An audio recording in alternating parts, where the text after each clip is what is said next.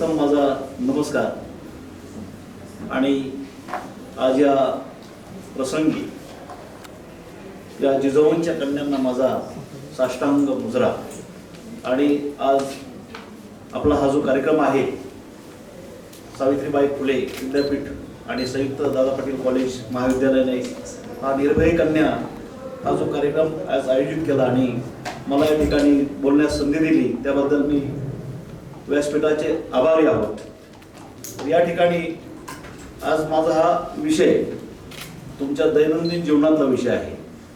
तुम्ही कुठल्याही फॅकल्टीला असाल परंतु समाजामध्ये वावरताना तुम्ही ह्या कॅम्पसच्या बाहेर सुरुवात झाली की तुमच्याशी सामाजिक दृष्टिकोनातून ह्या सगळ्या गोष्टी सुरू होतात आणि म्हणून कायद्याची सुरुवात तिथूनच होते। अगदी घरातून पाऊल टाकलं की सुरुवात होती आणि म्हणून आजचा हा जो कायद्याचा विषय आहे तुम्ही अनभिन्न आहात।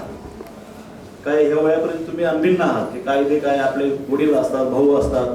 तुम्हाला पुढं सामाजिक दृष्टिकोनातून ज्यावेळेस आयुष्यात प्रसंग येतील त्यावेळेस आपल्याला ज्यावेळेस हा थोडं फ्री झालो सॉरी आणि पहिली गोष्ट तुमचा आभार कसे कार्यक्रमाची पार्श्वभूमी फार छान सांगितली आणि माझी सुरुवात चांगली होती। हा कंटाळवाणा कार्यक्रम करणार नाही मी। पहिली गोष्ट कायद्याची भाषा फार अवघड आहे। ते शब्द ऐकायला पण माणसाला दररोजच्या व्यवहारात माहीत नसतात।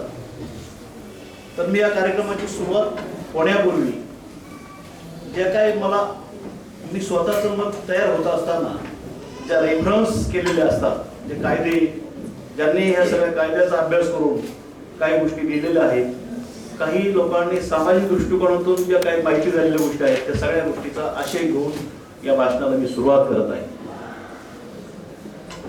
कोमल है तू कमजोर नहीं, शक्ति का नाम ही नारी है, जग को जीवन देने वाली मौत भी तुझसे हरी है।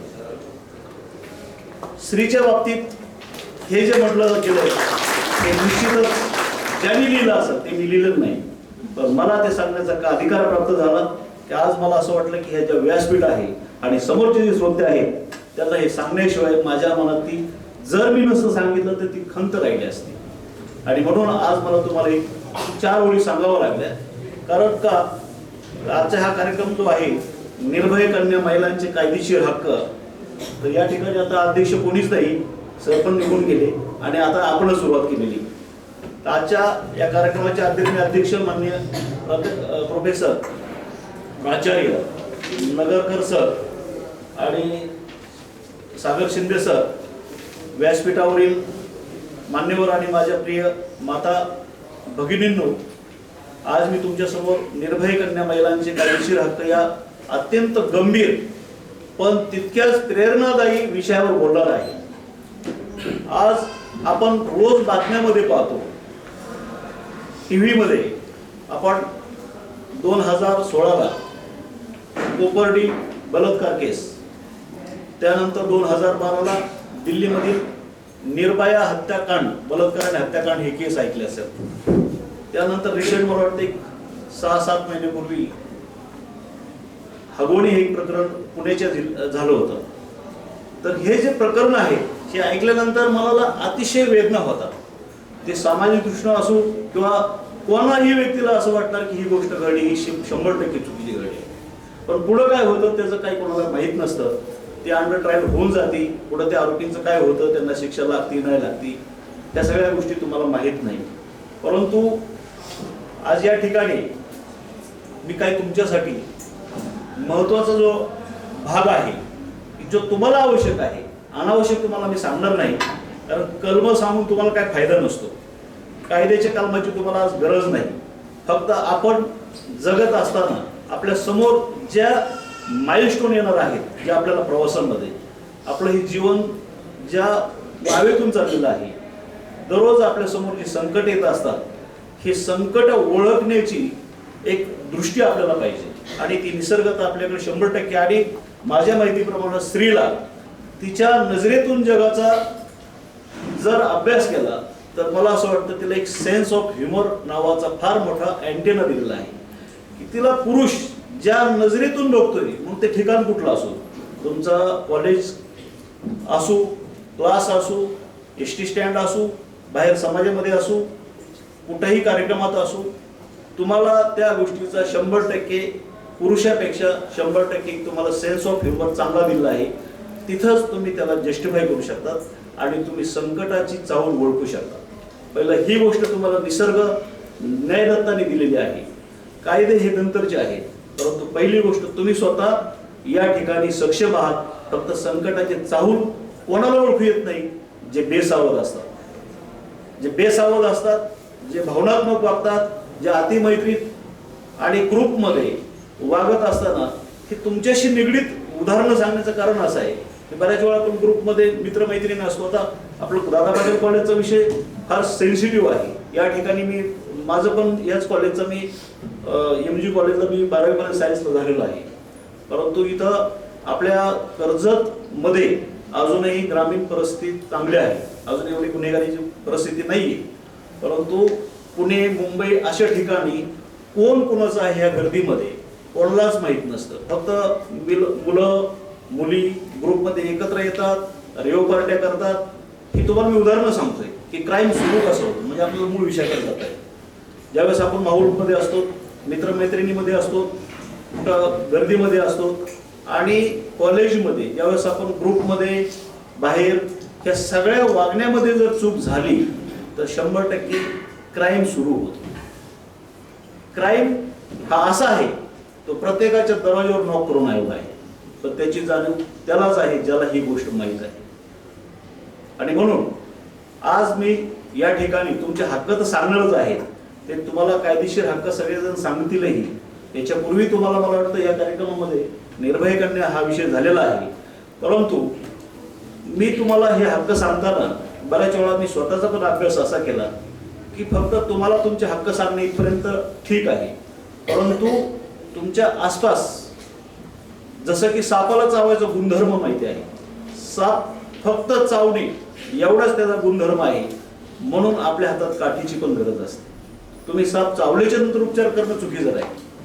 अशा परिस्थितीत अशा अनेक सामाजिक दृष्टिकोनातून तुम्हाला संकट आणि सर्प आहे जे तुम्हाला 100% याच्यामध्ये ओळखू आले पाहिजे की हे संकट आहे. आणि म्हणून आज मी तुम्हाला ज्या केसेस बोलताना रेफर केल्या ह्या केसेस म्हणजे कोपर्डी प्रकरण, ते जर जजमेंट वाचलं ते जवळजवळ 600 पानाचं जजमेंट आहे. पूर्ण महाराष्ट्र सुन्न झाला होता त्या दिवशी की ती घटना जर तुम्ही जवळून बघितली, ऐकली, त्याची फक्त परिस्थिती जर तुम्हाला कळाली तर ती किती वेदनादायक असेल त्या मुलीलाच माहिती असेल. तिच्या अंगाला 120 चावे होते. त्या जजमेंटमध्ये मी वाचलंय. त्या मुलीला म्हणजे त्या लोकांची निर्दयता किती आहे आपल्या जवळ घडलेली घटना नाही. म्हणून तुम्ही त्या परिस्थितीमध्ये कोपर्डी हे प्रकरण मी तुम्हाला भीती नाही दाखवत, मी तुम्हाला सूचकता करत आहे की क्राईम कुठे येऊन थांबलेला आहे आणि आपण दररोज वागताना क्राईम कसा ओळखला पाहिजे ही दृष्टी तुम्हाला द्यायची आहे. मला कायदे काय तुम्हाला सांगायची गरज नाही. तुम्ही स्वतः त्या बाबतीत माहिती करून घेऊ शकतात. परंतु कलम सांगून आणि ते तोडपाठ करून त्याला काय उपयोग नसतो. फक्त हे क्राईम सुरू कुठं होतो तर ह्या ग्रुपमध्ये, माहोलमध्ये, शेजारी पाजारी आपले कसे आहेत, कोण आहे, ह्याची प्रत्येक माणसाने म्हणजे त्या मुलीने किंवा कोणी असू द्या आपल्या शेजारी पाजारी काय घटना चालल्यात, घडत आहेत, कोण कसं आहे त्याबद्दल 100% तुम्ही सेन्स ऑफ ह्युमर चालू ठेवलं पाहिजे आणि माहिती घेतली पाहिजे. ही सगळं तुम्हाला निसर्गदत्त मिळालं आहे, ती तुम्हाला ओळखण्याची तयारी आहे. तर ह्या परिस्थितीमध्ये ह्या ज्या घटना घडल्या मी तुम्हाला निर्भया हत्याकांड आणि पुण्यातील अश्विनी अगोणे हे फार उच्चभ्रू व्हाईट कॉलर ऑफेंडर झालेल्या गोष्ट आहे. हा म्हणजे श्रीमंत आणि अगदी मेट्रोपॉलिटन सिटीमध्ये घडलेली गोष्ट आहे. त्या महाराष्ट्रात सगळीकडे गाजलेल्या आहेत. फक्त आपण ऐकलं आणि बघितलं तर तुम्हाला सांगतो हे लोक सोडून देतात हा विषय कुठे येतो परत ज्यावेळेस तुम्हाला फक्त पेपर आणि टीव्हीच्या माध्यमातून कळतं. पण नंतर हा विषय आमच्याकडे येतो. पोलिसांमार्फत कारवाई होती, चार्जशीट परत आमच्यापर्यंत येतं आणि कोर्टामध्ये वकील कामाला लागतात. मी सुद्धा त्यामध्ये एक वकील म्हणून काम काही टायमाला करत असताना स्वतःला भले वकील आहे मी, पण मला पण वैयक्तिक असं वाटतं की आपण वकिलांनी सुद्धा आरोपीची किती मदत करावी हे सुद्धा त्या वकिलांनी वकिलीचं लिमिटेशन सांभाळून काम करायला पाहिजे.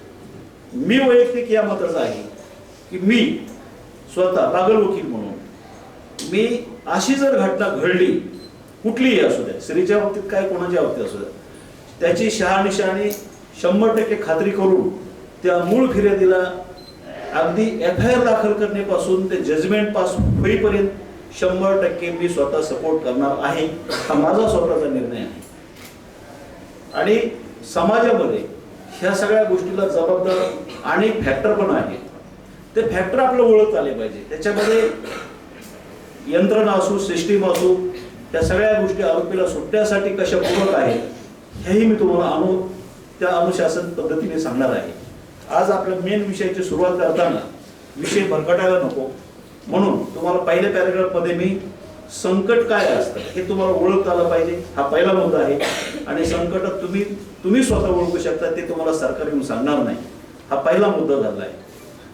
स्त्री खरंच कमकुवत आहे का की तिला तिचे हक्क माहीत नाहीत, हा मुद्दा आहे. निर्भय कन्या म्हणजे तलवार हातात घेणारी नाही, तर कायदा हातात घेऊन आत्मविश्वासाने उभी राहणारी स्त्री. पहिला ही व्याख्या तिची. तलवार तुम्हाला फक्त स्वतः सेल्फ डिफेन्स ती गरज आहे लागत, ती योग्य वेळी सेल्फ डिफेन्स करू शकताय. परंतु तुमच्याकडे दृष्टी असेल आणि तुम्हाला जर कायद्याची माहिती असेल तर तुम्हाला कायदा हा वापरता आला पाहिजे. कारण कायदा हे दुधारी शस्त्र आहे, ते दोन्ही साईडच्या धारेसारखं आहे. ती तलवार जी असते, दुधारी तलवार, ती वापरताना जर चुकली तर ती आपल्याला पण लागते आणि जर प्रॉपर झाली तर आपण ती वार करू शकतो. अशा पद्धतीचं कायदा आहे. त्याच्यामुळं तुम्हाला तुमच्या मूळ विषयाकडे ज्या कन्सेप्टने आपल्याला जायचं आहे, विषय दुसरीकडे जाण्यापेक्षा महिलांचे मूलभूत कायदेशीर हक्क काय आहेत आपण बऱ्याच वेळा माहीत नसतं, आपण गृहीत धरून लागतो ते आपल्याला काय हक्क आहेत काय आपल्याला माहीत नाही. त्यानंतर स्त्री रक्षणासाठी असलेले काय कायदे आहेत, कामाच्या ठिकाणचे अधिकार, तुम्ही जिथं समजा नोकरीला आहेत स्त्री, ज्या ठिकाणी ऑफिसमध्ये असेल त्या ठिकाणी तुम्हाला अधिकार दिले आहेत. घरगुती हिंसाचार, आता हे तुम्हाला मी स्टेप बाय स्टेप सांगणार आहे. घरगुती हिंसाचार याच्या काय केसेस असतात, तर घरगुती हिंसाचाराविरुद्ध काय उपाय आहेत हे तुम्हाला माहीत नाही. आणि सर्वात महत्त्वाचे हक्क कसे वापरायचे याबाबतही माहीत नसतं. आणि म्हणून आता सरांनी माझ्या पूर्वी सांगितलेलं आहे, अतिशय सरांनी माझ्या अगोदर ती पार्श्वभूमी तयार केली आणि घटनेकडे येऊन आपण थांबलेलो आहोत. तर ही घटना ज्या महान भारतरत्न डॉक्टर बाबासाहेब आंबेडकर यांनी त्या काळात लिहिताना किती दूरदृष्टीचा विचार केला असेल हे जर नीट बारकाईने जर बघितलं तर त्यांनी त्या काळात लिहिलेल्या गोष्टी आज त्यांनी पाऊल उठायला लागल्यात आणि त्याची आज गरज आहे. आणि म्हणून हे जे भारतीय संविधान आहे आणि महिलांचे मूलभूत हक्क या बाबतीत मी तुम्हाला सांगणार आहे की भारतीय संविधान हे प्रत्येक नागरिकांचे सुरक्षा कवच आहे. संविधान महिलाला काय सांगते माहिती आहे, तू समान आहेस, त्या गोष्टीला अंडरलाईन करा. हे इझिली घेऊ नका. पहिली गोष्ट मी तुम्हाला सांगण्याचं कारण असं आहे की तुम्ही बऱ्याच वेळा काय होतं की आपल्याला विनोद आवडतात, खऱ्याकडे आपण जायला धजवत नाही. आपल्याला विनोद आवडतात, संगीत आवडेल, तुम्ही ह्या बाकी ज्या चाट वाचणाऱ्या गोष्टी आहेत त्या गोष्टी माणसाला आवडतील, पण 100% हे जे गोष्टी आहेत त्या तुमच्या दररोजच्या आहेत. भाकर जेवढी खातो तितकाच कायदा पण महत्त्वाचा आहे. आणि म्हणून या कायद्याची तुम्हाला जाणीव होण्यासाठी आज या ठिकाणी आम्हाला सांगण्याची गरज पडलेली आहे. मला तुम्हाला काय सांगायचं हे पहिलं माझ्या विषय कन्सेप्ट क्लिअर नव्हता, पण ज्यावेळेस सरांनी मला निश्चित सांगितलं त्यावेळेस मला लक्षात आलं की याची गरज आहे. कारण आम्ही दररोज कोर्टामध्ये काम करतो, ज्यावेळेस एखादी अशी केस येते त्यावेळेस बरेच वकील लोक त्या केसमध्ये थोडंसं आत्मीयतेने बघायला पाहिजे, कोणी असू दे. मी या मताचा आहे की ही केस सेन्सिटिव्ह मध्ये बसते, जिच्या बरेच लोक गप्प बसतात. बरेच आई वडील असू दे आपल्या मुलीची बदनामी होईल अशा पद्धतीने गप्प बसतात. तर तुमचे जे मूलभूत हक्क आहेत ते पहिले मी तुम्हाला सांगतो आणि नंतर जे काय आपल्या भोवताली क्रिमिनलच्या ज्या केसेस आहेत त्या मी तुम्हाला सांगणार आहे. पण अनुषंगाने आपण पुढे जाऊया. तू समान आहेस हा पहिला शब्द आहे. तू स्वतंत्र आहेस आणि तू सक्षम आहेस, हे 3 माझे शब्द जे आहेत हे तुम्ही लक्षात ठेवा. पहिला काय आहे, तू समान आहेस. समान म्हणजे पुरुष आणि स्त्री समान आहात. कन्फ्यूज होऊ नका. मी क्लिअर आणि क्लिअरच नोट तुम्हाला सांगणार आहे. तू स्वतंत्र आहेस, तू सक्षम आहेस. हे शब्द हे माझे नाहीत, हे कायद्याचे आहेत. हे तुम्हाला मी सांगण्याचा फक्त एक माध्यम आहे, पण हे सांगणं गरजेचं आहे. समानतेचा हक्क म्हणजे काय? कायद्यापुढे स्त्री पुरुष समान आहेत. नोकरी, शिक्षण, वेतन, संधी कुठेही भेदभाव मान्य नाही. म्हणजे कायद्याने स्त्री आणि पुरुष, वेतन, शिक्षण, नोकरी आणि संधी याच्यामध्ये तुम्ही समान आहात. त्यानंतर स्वतंत्र्याचा हक्क, स्वतःचे मत मांडण्याचा अधिकार आहे. स्वतःचे मत तुम्ही 100% मांडू शकताय. निर्णय घेण्याचा अधिकार, जीवन जगण्याचा पूर्ण अधिकार आहे. हे अधिकार आहेत का? हे म्हणजे लाईटली घेऊ नका. हे वाक्य जे आहेत हे कायद्याचेच आहेत. स्वतःचे मत मांडण्याचा अधिकार म्हणजे आज तर असं व्हायचं की तिने बोलायचंच नाही. काय असेल ते घरातल्याने ठरवायचं, तिने काय बोलायचं नाही. तिला काय वाटतं त्याचा काय विचार नाही करायचा. हे आज तर अशी प्रथा होती, परंतु आज तशी परिस्थिती राहिलेली नाही. कायदे दिवसानुदिवस बदल चालत आले आणि जे जे कायदे काळानुरूप बदलत चालले आहेत ते त्यापैकी आपल्याला 2012ला जी घटना घडली, निर्भया हत्याकांड, बलात्कार, त्यानंतर देशाने सुद्धा त्याच्यातून जुने कायदे जे आहेत, भारतीय कायदे पहिले होते, भारतीय दंड संहिता कायदा होता, त्याला इंग्लिशमध्ये इंडियन पिनल कोड म्हणतात. तर त्याला आता नवीन भारतीय न्याय संहिता, त्यानंतर पहिला क्रिमिनल प्रोसिजर कोड कलम होता, नंतर त्याच्यात दुरुस्ती करून त्याला भारतीय नागरिक सुरक्षा असा कायदा आला, नंतर भारतीय पुराव्याचा कायदा. हे कायद्यामध्ये 2013ला बदल झाले. ही सगळी प्राप्त परिस्थिती बघितली आणि स्त्रियावर होणारे अत्याचार इतके वाढत गेले की एवढी सगळी यंत्रणा आहे तरी वाढत चालले.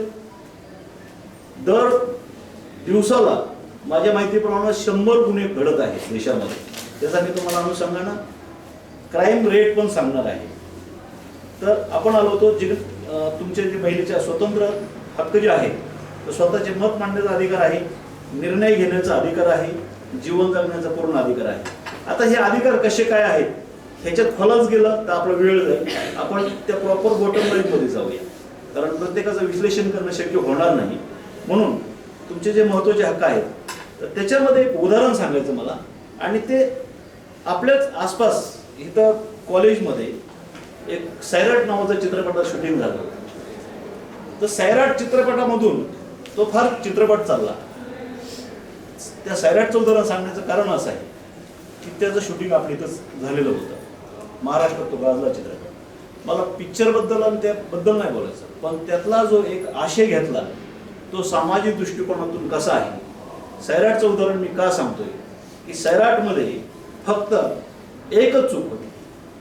मी कुठं म्हणते मला नाही आवडत, बस एवढंच वाक्य त्या क्राईम स्टोरीचा बेस होतो आणि नंतर थेट तुम्हाला रक्ताचे पावलं दिसतात त्या मुलगा चालत असलेली. ही 2 पॉईंट जे आहेत, चित्रपट मनोरंजनाचं पार्ट आहे ते मलाही माहिती, मी पण प्रेक्षक म्हणून बघितलेलं आहे. पण वकील म्हणून आणि एक क्रिमिनल कसे असतात, घटना कशी घडत जाते, हळूहळू गुलाबाची फुलं नंतर काटे कसे दिसायला लागतात, हळूहळू त्याला सामाजिक कशी झालर तयार होती, ह्या सगळ्या गोष्टीतून तुम्ही कसे पुढे जातात आणि समाज तुमच्याकडे कुठल्या दृष्टीने होतो हे त्या लोकांना ओळखून आलं म्हणून शेवटी त्यांचा मर्डर झाला. लक्षात आलं?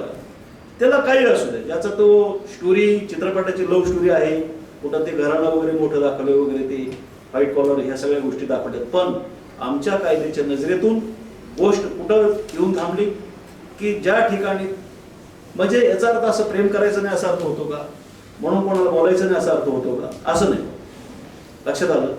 आपल्याला फक्त दळणातला खडा कळायला पाहिजे, बाकी दळण करीत बसायची गरज नाही, खडे ओळखता आले पाहिजे. आणि हीच गोष्ट आपण दररोजच्या जीवनात आपण बघत नाही.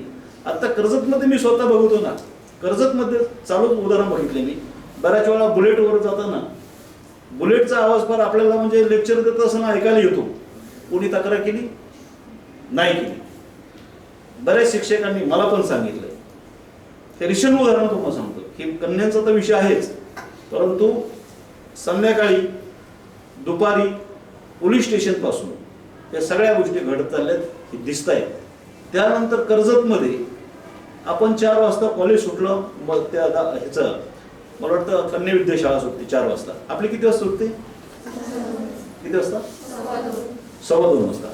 ज्यावेळेस मुली अशा रांगेत जातात मी बघत असतो, बऱ्याच वेळा ती मध्ये अडथळे जे दिसत आहेत ते सगळे, ह्याच्यामधून त्या मुलींना कसा प्रवास चाललाय हे मी बघितलेलं आहे. या बाबतीत मी केस दावा पण तयार केलेला आहे. मी नुसतं लेक्चर देणारा पैकी माणूस नाहीये.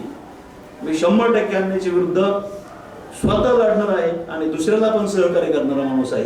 मला फी हा विषय मॅटर राहत नाही. मला फक्त अन्याय आणि तो कुठलाही असू द्या. त्यामुळं मी आज जे तुम्हाला सांगायला आलो की हे प्रॉब्लेम समजले पाहिजे. शिवाजी महाराजांनी एक चालता उदाहरण आठवलं म्हणून सांगतो की शिवाजी महाराजांनी त्या काळात ज्यावेळेस मोबाईल नव्हते, ज्या काळात आपल्यासारखी आत्ताची डिजिटल यंत्रणा नव्हती, त्या काळात त्यांनी त्यांचे दुश्मन काय आहे हे पहिलं ओळखलं.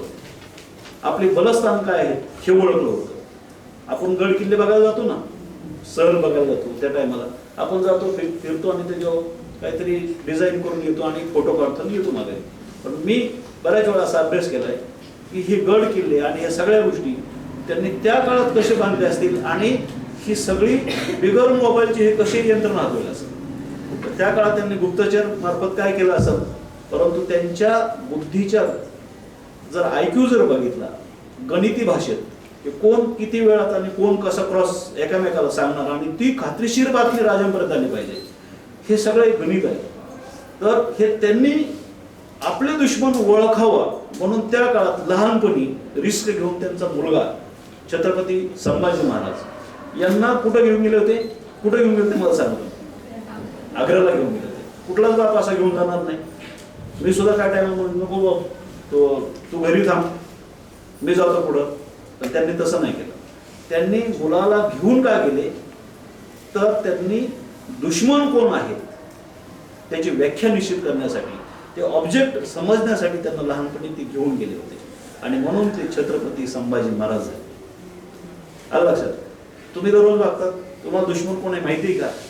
100% माहित नाही. आपल्या घरातले पण दररोज जगतात आणि शिटी करतात आणि दररोजचे रडगाणे ऐकून ऐकून कंटाळा आलाय. त्याच्यामुळं घटना घडून गेलं काय होतं माहिती आहे का? याचा परिणाम कुठं असा होतो की कोपर्डीची घटना घडली, मी नको येतं असं एकदम म्हणजे महाराष्ट्र पण सुन्न झाला, परंतु घटना घडून गेली होती. त्या दिवशी कोणालाच घास गोड लागत नव्हता, सुन्न होणारी गोष्ट होती. पण अशा गोष्टी घडायला नाही पाहिजे. घडू नये म्हणून कायद्याचा उपचार करण्याचं काम सरकारने नाही करायला पाहिजे. परंतु मला असं वाटतं की अजून सरकार त्यामध्ये यशस्वी होण्यासाठी प्रयत्न करीत आहे. सरकार जेव्हा प्रयत्न करीत करील, परंतु तुम्ही जिथं आहात तुम्ही स्वतः काय करू शकतात हे तुम्हाला तुमचे बलस्थानं ओळखता आले पाहिजे.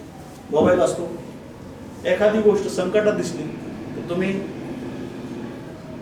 हेल्पलाईन नंबर असतात, पोलीस स्टेशन असतं, कोण जवळचं कोण आहे त्यांना फोन करणे, ह्या सगळ्या गोष्टी त्या अल्टिमेट तुम्हाला करता आल्या पाहिजे. तेवढी चपळाई आणि चतुरता तुमच्यात असलीच पाहिजे.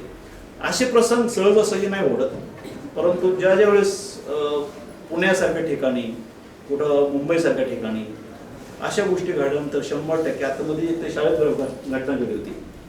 शिंदे म्हणून काहीतरी आरोपीचा नाव होता, ठाण्याला बदलापूरला काहीतरी घटना घडली होती. अशा घटना घडल्यानंतर माणूस एकदम म्हणजे समाज शून्य होऊन जातो. म्हणून अशा घटना घडू नये यासाठी सांगण्याचं तात्पर्य एवढं आहे की तुम्हाला संकट काय आहे, तुम्ही कोण आहात, तुमचे बलस्थान काय आहे हे आतून माहितीच पाहिजे. त्यासाठी कायद्याची माहिती असणं गरजेचं आहे. आणि म्हणून तुम्हाला या संविधानाने दिलेले जे अधिकार आहेत ते तुम्हाला निश्चित माहिती पाहिजे. त्यानंतर पुढचा विषय आहे शोषण विरुद्ध हक्क. आता शोषण म्हणजे कुठं होतात, अशा अनेक गोष्टी घडतात की ज्याच्यामध्ये मानवी तस्करी, जबरदस्तीने लग्न, लैंगिक शोषण हे जागोजागी गोष्टी घडत चालल्या आहेत. ऑफिसमध्ये असे आपल्याला केसेस टीव्हीतून याच्यातून पेपरच्या माध्यमातून ऐकायला मिळतात की अशा अशा गोष्टी घडतात. पण त्या गोष्टी पुढं काय होतं की ती फिर्यादी काय करते की स्त्री ही बदनामी होईल, आपल्याला आपला समाज स्वीकारेल का नाही, ह्या सगळ्या भीतीपोटी 100% गप्प बसतात. हे मला पण माहिती. अशा वेळेस ते कुटुंब आहे ना, अक्षरशः त्यांची मानसिकता ढळून जाते की काय करावा, घरात जावा पुढं तर पोलीस करतील का नाही, पोलीस सपोर्ट करतील का नाही, शेजारी पाजारी आपल्याकडे त्या वक्रदृष्टीने बघणार, हे सगळे प्रश्न त्या स्त्रीला पडतात. आणि मग आपला नवरा पण काय होईल, बऱ्याच वेळा असं होतं की एखादा समजा रेपच्या केसमध्ये तो नवरा जर सपोर्टर नसेल, वैवाहिक स्त्रीच्या बाबतीतला विषय, तर तो उद्या तिच्याकडे पण बघणारा दृष्टिकोन चुकीचं बघणार आहे, असे प्रश्न असतात. पण मी ह्या सगळ्या गोष्टीमध्ये हे कायदे बिदे सोडू द्या, पण याच्यामध्ये तुम्ही स्वतः फिट राहता ना, तुम्ही स्वतः, आणि ज्यावेळेस न्यायिक आपल्या मनाची खरी नैसर्गिकता ज्यावेळेस सुरू होती, त्यावेळेस समाज कोणी बी असू द्या, कोणी बी असू द्या, संकट ओळखलं ना 100% त्याच्या विरुद्ध लढण्याची तुमची हिंमत पाहिजे. आणि ते धैर्य ही निर्भयता तुमच्यात यावी, त्यासाठी तुम्हाला ह्या घटना, तुमचे अधिकार, ह्या सगळ्या गोष्टीची माहिती असणं फार गरजेचं आहे. कारण नुसतं रडत बसून प्रश्न सुटत नाही, लक्षात आलं का? रडत बसून अजिबात प्रश्न सुटत नाही, ते कोणाला तरी तुम्हाला सांगावंच लागतात. मग ते भले पोलीस मशिनरी असो, वकील असो, कोणाला तरी तुम्हाला सांगावं लागते. तर या बाबतीत मी पुढे बोर तर नाही झाल्या, तर अजून तुम्हाला पुढचे जे काय चालू गुन्हे कसे घडतात, हे क्राईम काय काय घडतात आपल्या आसपास, तर आपण आज थेट वास्तवाकडे जाऊया. महिलांच्या बाबतीतले घडणारे जे गुन्हे आहेत त्यामध्ये छेडछाड व लैंगिक अत्याचार, त्यामध्ये शाब्दिक असो, शारीरिक किंवा मानसिक छळ हा पण गुन्हाच आहे. गप्प बस हा उपाय नाही, तक्रार करणे हा तुमचा हक्क आहे, हे लक्षात घ्या. की मी अनुषंगाने नुसतं ते आलो आणि डायलॉग बोलून चाललो ते भाषण माझं होणार नाही. मी तुम्हाला थेट तुमच्या मनापर्यंत ती पोहोचतावं ही माझी अपेक्षा आहे. आलो आणि वाचन करतोय, भाषण करतोय असं नाही होत. मला तुम्हाला सांगायचं आहे की हे तुम्हाला माहीत असावं. त्यामध्ये सांगताना माझी ही तळमळ आहे की मला तुम्हाला असं इम्प्रेशन मारून जायचं नाही. इम्प्रेशन भाषण मला आवडायचं नाही. खऱ्या गोष्टी सांगण्याचं ही तुम्हाला बी गरजेचं आहे. आणि म्हणून तक्रार करणं तुमचा हक्क आहे की तक्रार तुम्ही करताना 100% आपल्या आवश्यक असणाऱ्या त्या लोकांशी शेअर केला पाहिजे. प्रॉब्लेम शेअर करा. पहिली गोष्ट, प्रॉब्लेम शेअर केल्याशिवाय तुम्हाला त्याला मनोधैर्य वाढणार नाही. दुसरी गोष्ट, बलात्काराविरुद्धचे जे कायदे आहेत त्याच्यामध्ये सगळ्यात महत्त्वाची गोष्ट आहे महिलांची संमती, सर्वात महत्त्वाचा विषय आहे. तिथं व्याख्याच अशी विथ द कन्सेंट हा शब्द आहे. विथ द कन्सेंट हा शब्द जर असेल तर ती केस मग फेल जाते. आणि बऱ्याच वेळा असं होतं की त्या गुन्ह्यामध्ये त्या महिलांची संमती दाखविली जाते. अशा पद्धतीचे आरोपी आहेत. मी जिथपर्यंत अभ्यास केलेला आहे, मी जास्तीत जास्त नगरला मी 98 सालापासून वकिली करत असताना मी नगरमध्ये बरेच गुन्हेगार बघितलेले आहेत. आजही मी त्या आमच्या कॉम्प्युटर ऑनलाईनमध्ये 4 टाकला ना तर तेच गुन्हेगार आहेत आणि त्याच गुन्हेगारावर अजून केसेस होत आहेत. पण अजून ते तसेच आहेत आणि अजूनही मोकाट आहे. काही जेलमध्ये गेले असतील, परंतु समाजामध्ये तुम्ही तर आहातच, पण शेवटी तुमच्या बरोबर समाज पण इथं आहे याची जाणीव तुम्हाला असली पाहिजे. तुम्ही काही एकट्या नाहीत. तुम्ही निर्भय होऊन एकट्या जागताय असं काही नाही. तुम्ही स्वतः निर्भय हा शब्द स्वतःसाठी पण ह्याचबरोबर तुम्हाला सामाजिक भान पाहिजे की कोण किती डिस्टन्सवर आहे. समजा आता मी इथे एखादी क्राईम घडत असेल तर पोलीस स्टेशन किती अंतरावर आहे, पोस्ट किती अंतरावर आहे, कोर्ट किती अंतरावर आहे, आपलं कॉलेज किती अंतरावर आहे, आपलं कोण हेल्प करू शकतं. अशा सिच्युएशनमध्ये, संकटाच्या काळामध्ये हे तुम्हाला नॉलेज पाहिजे. हेल्पलाईन पाहिजे, हेल्पलाईन नंबर माहिती पाहिजे, ते सगळं तुमच्या मोबाईलमध्ये फीड पाहिजे. ह्या सगळ्या गोष्टी घेऊन करायच्या नाहीये. लक्षात आलं का? हे आपण जे बोलतोय ह्या सगळ्या गोष्टी घडतात, ह्या सगळ्या घेऊन नाही बघायचं. संकटाचा काळ आणि वेळ ओळखून तुम्ही डिफेन्समध्ये राहा. डिफेन्स सगळ्यात महत्त्वाचा विषय आहे. म्हणजे तुम्ही अटॅक करू नका, पण डिफेन्समध्ये राहण्याचा तुमचा अधिकार आहे. आणि डिफेन्स करत असताना तुम्ही सेल्फ डिफेन्स ज्याला म्हणतो आपण, त्याच्यामध्ये मग तुमचे कराटे असू द्या, तुमच्या स्वतःच्या हातात काय असेल ती त्या क्षणाला जे असेल ती केसाची पिन सुद्धा उपयोगी येणारी असते, ती सुद्धा तुमचं हत्यार असतं. मी तुम्हाला तलवार आणि पिस्तूल तर सांगणारच नाही, पण आपल्याकडे जे त्या क्षणाला उपयोगी येईल ना, पेन सुद्धा उपयोगी, असा हत्यार तुम्ही यूज करू शकता. पण हे तुम्ही सावधपणे चपळाने कसं करायचं, त्या टायमाचा जो प्रसंग आहे ओळखता आला पाहिजे. ही सगळ्यात फार महत्त्वाची गोष्ट आहे. आणि म्हणून तुम्हाला संकटाची दिशा आणि या सगळ्या गोष्टी कळल्या पाहिजेत. पुढे जाऊन याच्यामध्ये एक वाक्य आहे की बलात्काराविरुद्धचे जे कायदे आहेत तर त्याच्यामध्ये महिलांच्या संमतीचा मी बोललो होते. तर संमती कशी मिळवली जाते ती नकळतपणे तिला भावनावेश केलं जातं, लक्षात येईल. त्याच्यामुळं आरोपीच्या किंवा कोणी असू दे संकट समय ओळखून तुम्ही कोणा मोबाईलमध्ये असू दे, हे स्पेसिफिक सांगायची गरज नाही, एका वाक्यात सांगतो. आपली संमती मिळविण्यासाठी पुढचा त्याच्या धोरणाने जो काय वागत असतो तो आपली संमती आपल्याला गुंतवीत करत असतो. आणि तो गुंतवीत जो असतो, मला मी तुम्हाला सैराटचं जे वाक्य सांगितलं ते फार महत्त्वाचं आहे, तेच त्या केसचा बेस आहे. शेवटी ती एक मर्डर हिस्ट्री सैराट तुम्हाला जी दिसते ना, एक मर्डर हिस्ट्री, पण ती शेवट त्या प्रोड्युसरनी त्याला जे दाखवायचं नव्हतं तेवढंच दाखवले, पण त्याने आतला क्राईम ते दाखवलं नाही. पुढे जाऊन त्यांचे गुन्हे दाखल झाले का नाही, त्या आरोपीला शिक्षा झाली का नाही हे नाही दाखवलं. फक्त काय दाखवलं, लव्ह स्टोरी दाखवली, ते एकत्र राहिले आणि मुलगा त्यांना झालेला, आणि ह्यांनी जाऊन घरच्यांनी जाऊन त्या दोघांचा मर्डर केला आणि त्याच्यानंतर डायरेक्ट त्यांची प्रेत दाखवली आणि तो मुलगा रक्ताचे पाऊल घेऊन असं चालवलं. तो मेसेज त्या चित्रपटातून दिला आहे. पण आमच्या दृष्टीतून तुम्ही शेडी बघता, क्राईम स्टोरी बघता, त्या सगळ्या जरूर पहा. त्याच्यामधून सुद्धा त्यांनी प्रयत्न केला समाजाला की हे दाखविण्याचा, क्राईम कसा घडत जातो हे ज्याला ओळखू येतं ना तो स्वतः डिफेन्स करतो. म्हणून क्राईम होण्यापूर्वी तुम्हाला स्वतः ओळखायला पाहिजे आणि तुम्ही काय आहे ते तुम्हाला पण कळायला पाहिजे. पुढे जाऊया, काही गोष्टी पुढे नंतर. याच्यामध्ये एक शेवटचं वाक्य आहे, सायबर गुन्हे घडतात. आता सायबर गुन्हे म्हणजे कुठले आले, सोशल मीडियावरील धमक्या, फोटो व्हिडिओचा गैरवापर, बनावट प्रोफाईल.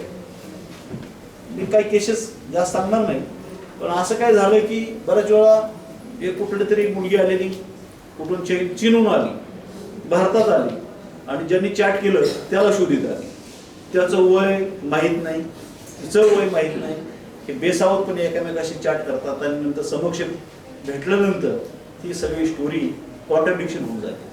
तो असतो वयस्कर, हे असते तरुण, या सगळ्या गोष्टी भेटल्यानंतर अशा गोष्टी घडू नये यासाठी मुलींनी स्वतः काय त्याच्या मैत्रिणी बाबतीत घडू नये या बाबतीत पण काळजी घेणं गरजेचं आहे. त्यामुळं मोबाईलचा कसा वापर करायचा हे सुद्धा आपल्यावर डिपेंड आहे. मोबाईल जेव्हा आम्ही पण वापरतो ना, पण मला जेवढं कायद्याची आवश्यकता आहे तेवढंच मी वापरणं. पण मला लक्षात आलं बऱ्याच वेळा मोबाईलमध्ये आपण ज्या दिशेने जाऊ, जो रस्ता आपल्याला आवडतो ते पुढून चित्र यायला लागतं. की आपण समजा लव्ह स्टोरीकडे गेलो तर ते लव्ह स्टोरीचे चित्र तिकडून यायला लागतं आणि तेच जास्त करून जे आवडत तेच पुढून येतात. बऱ्याच वेळा फेसबुकवर महिलांच्या रिक्वेस्ट फोटो चांगले दाखवून येतात, ती भुलणारी गोष्ट आहे. हे सुद्धा संकट आहे. माझ्यासमोर तर काल एक केस आलेली पुण्याची, त्या मुलीनं मॉडेलसाठी म्हणून एक ॲडमिशन घेतलं एका लंडन स्कूल म्हणून त्यांची एक फ्रँचायझी आहे नगर पुण्यामध्ये डेक्कनला. तर तिचा कोर्स झाला 2 वर्षाचा, 2 वर्षाचा कोर्स. आणि तिचे वडील म्हणजे एकदम म्हणजे याचे कंपनीचे मालक, त्यांच्या मुलीने 2 वर्षाचा कोर्स केला आणि नंतर तिने सर्टिफिकेट मागा केली. झिया म्हणून नाव होतं मुलीचं, झिया इजा सय्यद म्हणून. तर तिला सांगितलं हे तुला सर्टिफिकेट आता मिळत नाही. तिने किती वर्ष मागितलं, ते कोरोनाचा वगैरे काळ गेल्यानंतर तिने 4-5 वर्ष सरांना फक्त सर्टिफिकेट द्या मी पास झाले म्हणून. तर ती शाळा द्याय ना सर्टिफिकेट. तर तिने तक्रार सुरुवात केली. मग त्यांनी काय केलं, एक साधा आपला बनावट तयार करून दिलं आणि ते सर्टिफिकेट देऊन टाकलं तिला. नंतर ती घेऊन गेली एक ठिकाणी, तिला तिथं वापरायचे त्या ठिकाणी. ते म्हणलं हे सर्टिफिकेट नाही आहे, याच्यावर सह्या नाहीत, काय नाही काय नाही खाली, हे सर्टिफिकेट नाही म्हणते, तुम्हाला फसवले म्हणते. आता 2 वर्षाचा कोर्स झालाय, काय करणार ती मुलगी. शेवटी तिच्या वडिलांनी तिची सगळी कागदपत्र माझ्याकडे पाठवली आणि मग मी त्यांना त्या अनुषंगानं, त्यांचं ते इतके एज्युकेटेड असून तुझा गोंधळ झाला.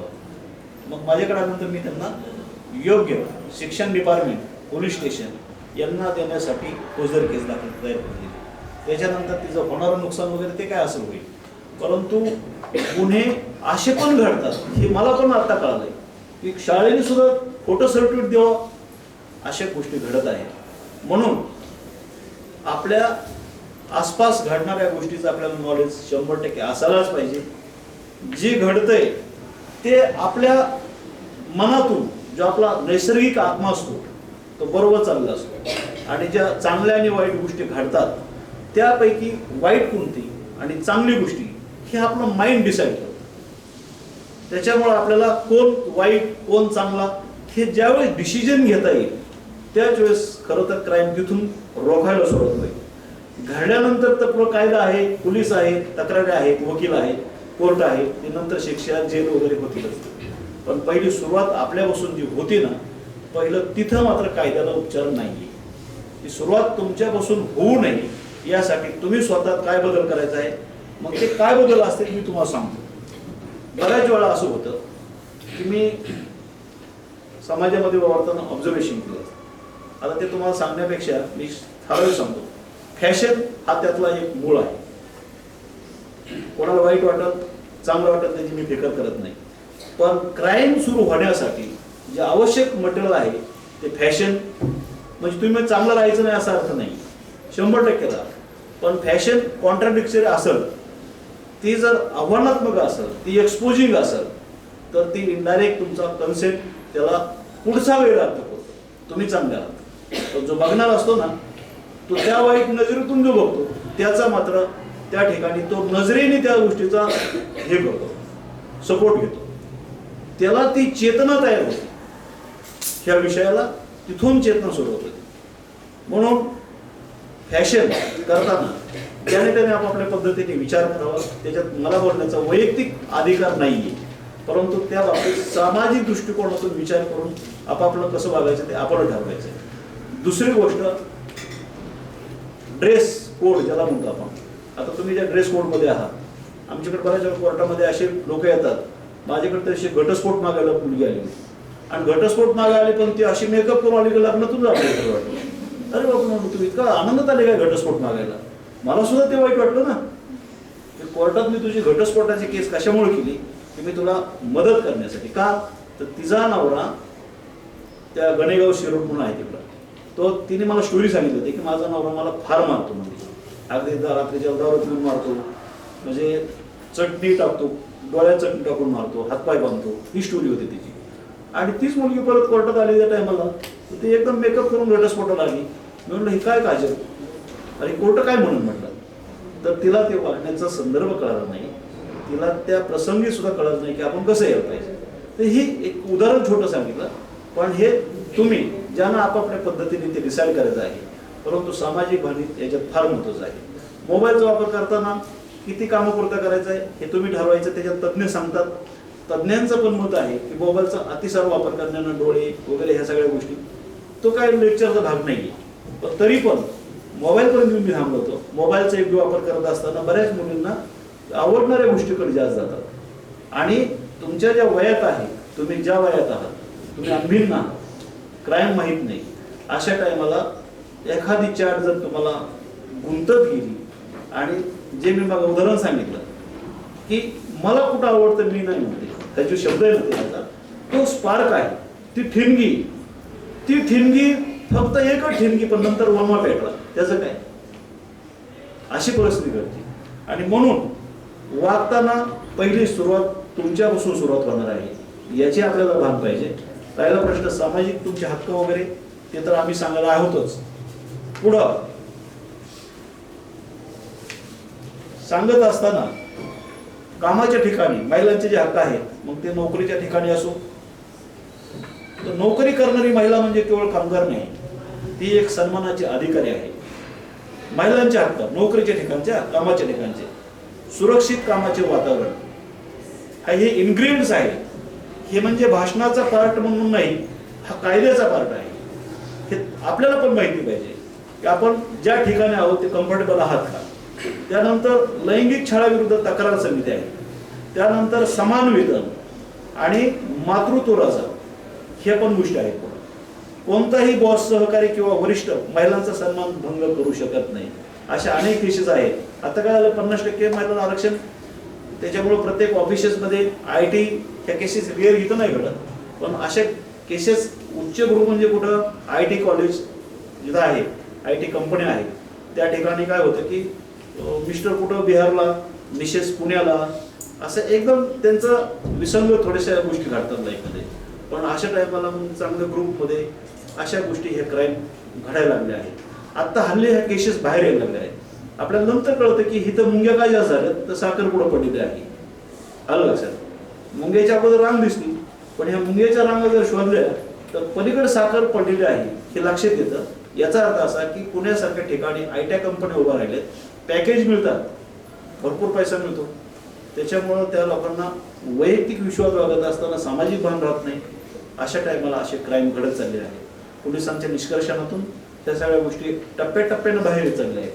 आणि संकट जो गुन्हेगार आहे तो दिवसेंदिवस त्याचं रूप पण बदलत चाललं आहे.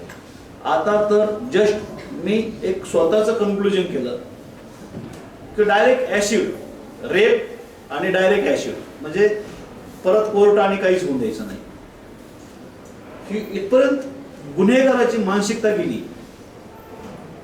अशा अनेक केसेस झाल्या. तो डायरेक्ट मर्डर. मग ही गुन्हेगारी सामाजिक दृष्टिकोनातून इतकी घातक आहे, तिसऱ्या महायुद्धाची सुद्धा गरज नाही. आपण आतल्या आतच ह्या सगळ्या गोष्टीमध्ये कर्मकांड करून मरणार आहोत, अशी परिस्थिती ह्या गुन्ह्याच्या बाबतीतली. आणि म्हणून तुम्ही ह्या गुन्ह्याकडे दुर्लक्ष करू नये, हा माझा तुम्हाला कळकळीचा सल्ला आहे. त्याचबरोबर पुढे मालमत्ता, विवाह, कौटुंबिक हक्क या बाबतीत काही महिलांचे जे अधिकार आहेत, वडिलांच्या मालमत्तेत समान हक्क आहे, लग्नात संमतीचा हक्क आहे. तुम्हाला मी फक्त टायटल सांगायचं आणि तुम्ही तेवढं हुशार बना, तसं काय बारीक बारीक सांगायची गरज नाही. घटस्फोटाचा हक्क आहे, त्याची कोणी शक्यतो वापरू नये, माझी विनंती आहे की आम्ही शक्यतो त्या गोष्टीत कोणाला सल्ला देणार नाही, पण तो हक्क आहे. पुडगीचा हक्क आहे, ज्यांना वेळ येते त्यांना यावंच लागतं. काहींचे बरेच नवरे असे की नंतर ते दारू पिऊनच बरेच केसेस असे झाले. मॅडम तुम्हाला पण सांगतो की रेअर केसेसमध्ये ज्या कोर्टात आलेल्या आहेत घटस्फोटामध्ये, मॅट्रिमोनियल केसेसमध्ये बऱ्याच वेळा तो सुरुवातीला जो चांगला दिसणारा आहे तो नंतर मित्रांच्या संगतीने बाहेर संबंध ठेवणे, अनैतिक संबंध ठेवणे आणि याच्यातून ते घरामध्ये होणाऱ्या सगळ्या गोष्टी अनेक मॅट्रिमोनियल मॅटरमध्ये ह्या केसेस घडतायत. त्याचा धूर ज्यावेळेस निघतो त्यावेळेस आम्हाला तो दिसतो, इकडं तुम्हाला नाही दिसणार, पण ते आमच्याकडे येतात. ही जी समाजातली ही घाण आहे ना, ती बरोबर त्या टायमावर त्या दिवशी. पण याच्यात काय होतं माहिती आहे का, बऱ्याच वेळा मी बघितलं की ह्याचं जस्टिफिकेशन कसं होतं, पुढं जाऊन काय होतं, तर खरंच शिक्षा झाली का, एवढा अन्याय सहन केल्यानंतर पुढे त्याला सपोर्ट मिळाला का, मूळ फिर्यादीला पोलिसांनी तेवढी वागणूक दिली का, कायद्याने ही सगळी गोष्ट सांभाळून घेतली का, ह्या सगळ्या गोष्टी पुढचे प्रश्न आहेत. आणि म्हणून तुम्हाला ह्या संदर्भात एक वाक्य आहे, लग्न म्हणजे गुलामी नाही तर समानतेचा करार आहे. हे म्हणजे कशा अर्थानं आहे की तुम्ही त्या गोष्टीला संमती पाहिजे. तुमच्या जीवनाचा जोडीदार वगैरे ह्या सगळ्या गोष्टी तुम्ही स्वतः डिसाईड करत असताना अर्थात आई वडिलांच्या संमतीने ह्या गोष्टी घडाव्यात. त्याला एक संस्काराचा भाग आहे. कायदा आहे म्हणून तो काही लगेच आपण वेगळ्या मताने नाही वापरणार. त्याला घरच्यांची संमती घेऊन किंवा कसं असेल तुमच्या स्वतःच्या पद्धतीने पण तो करू शकताय, पण तुमचा वैयक्तिक अधिकार आहे हे सांगायला मला इथं गरजणं गरजेचं आहे. निर्भय कन्या घडण्यासाठी काय आवश्यक आहे, हा सगळ्यात महत्त्वाचा प्रश्न आहे. फक्त कायदे पुरेसे नाही बरं का, तर कायद्याची माहिती असणं आपल्याला गरजेचं आहे, कायद्याचं शिक्षण असणं गरजेचं आहे आणि त्याचबरोबर तुम्हाला आत्मविश्वास असणं बी गरजेचं आहे. या सगळ्या गोष्टीमध्ये संकटात कुटुंबाचा पाठिंबा मिळणंही गरजेचं आहे आणि त्याचबरोबर समाजाची साथ ही बी मिळणं गरजेचं आहे. आणि म्हणून निर्भय कन्या ही अन्याय ओळखते, आवाज उठवते आणि इतरांनाही जागा करते. ह्या पद्धतीचा निर्भय कन्याचा अर्थ आहे की तुम्ही जाणून घ्या. त्याचबरोबर ह्या सगळ्या गोष्टीचा किती वेळ झाला,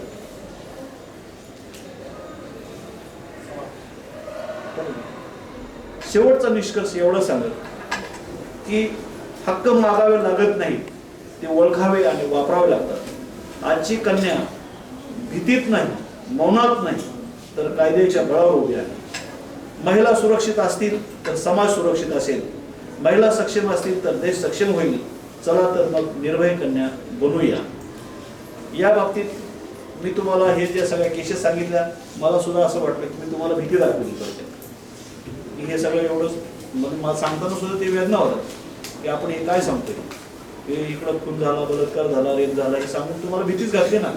परंतु या सगळ्या गोष्टीचा एकच सार आहे. याच्यामध्ये त्या सार सांगण्यापूर्वी तुम्हाला मला सांगायचं कर्तव्य आहे की याच्यामध्ये तुम्हाला म्हणजे ज्यावेळेस कठीण प्रसंग येईल त्या टायमाला, आता तुम्हाला माहीत नसेल, मी मगाची विषय बोललोय तर त्याच्यामध्ये एक सांगायचं राहिला होता की आता मी म्हणजे हे जे आमच्या पुस्तकात सध्याच्या करंट जे क्राईम रेट आहे ते मग मी तुम्हाला म्हणलो होतो की क्राईम रेट कसा वाढत चाललेला आहे, तुम्ही अनभिन्न आहात या विषयापासून. पण महाराष्ट्रातील अत्याचार आणि महिलांवरील गुन्ह्याचे आकडे मी जस्ट त्याच्या हे घेतलेलं आहे. महाराष्ट्रात 2022-23 मध्ये 47,381हून अधिक महिलांवर गुन्हे नोंदले गेले आहेत. महिलांच्या गुन्हे बाबतीत एवढे गुन्हे घडले, ज्याच्यात बलात्कार, छेडछाड, अपहरण यांचा समावेश आहे. 2019 आणि 20 पासून ही संख्या कायम वाढतीच आहे, ज्यामुळे प्रतिदिवस सुमारे 116 ते 126 महिला अत्याचाराला बळी पडत आहेत. ही वास्तव ही तुम्हाला नाकारता येणार नाही. राज्यातील रेप, बलात्कार प्रकरणे वाढली आहे. किडनॅपिंग, ॲबडक्शन सारखे गुन्हे देखील वाढले आहेत.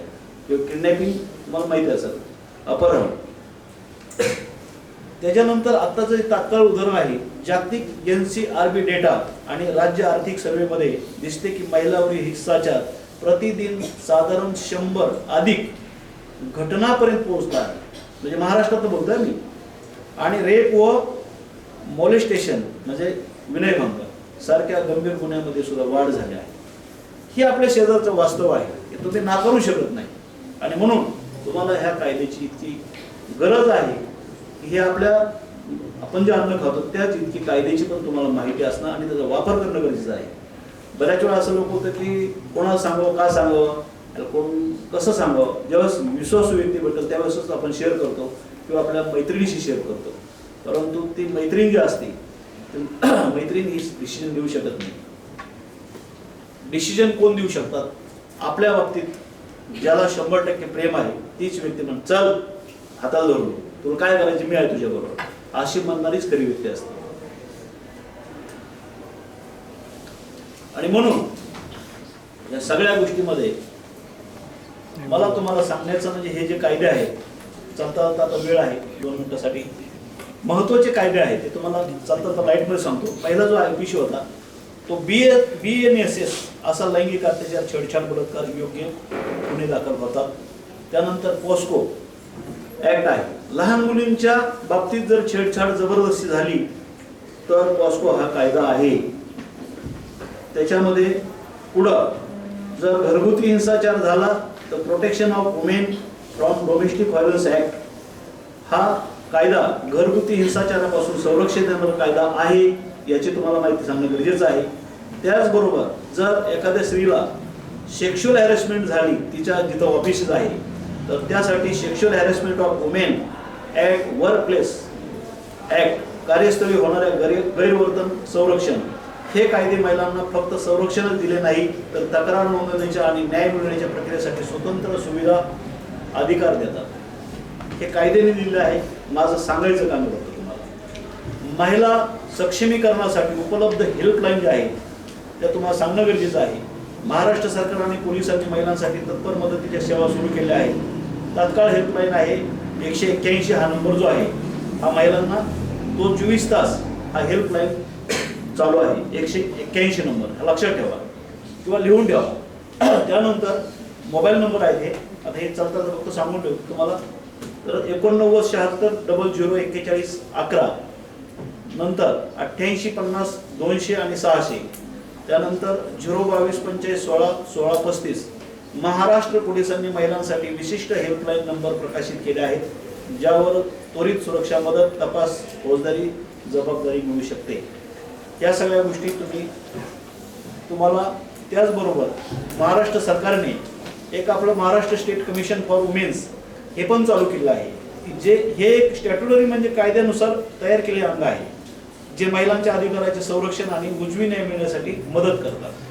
हे तुम्हाला आवश्यक असणाऱ्या गोष्टी, हे स्टेशनरी हे काय आवडीची हिल स्टेशन नाही, हे माहिती पाहिजे. हे आपल्याला याच ठिकाणाहून मदत मिळते. जसं की आपण ॲम्ब्युलन्सला फोन करायचा तर ॲम्ब्युलन्सचाच नंबर आपल्याला माहिती पाहिजे, आपण दुसरा नंबर डायलच करू शकत नाही.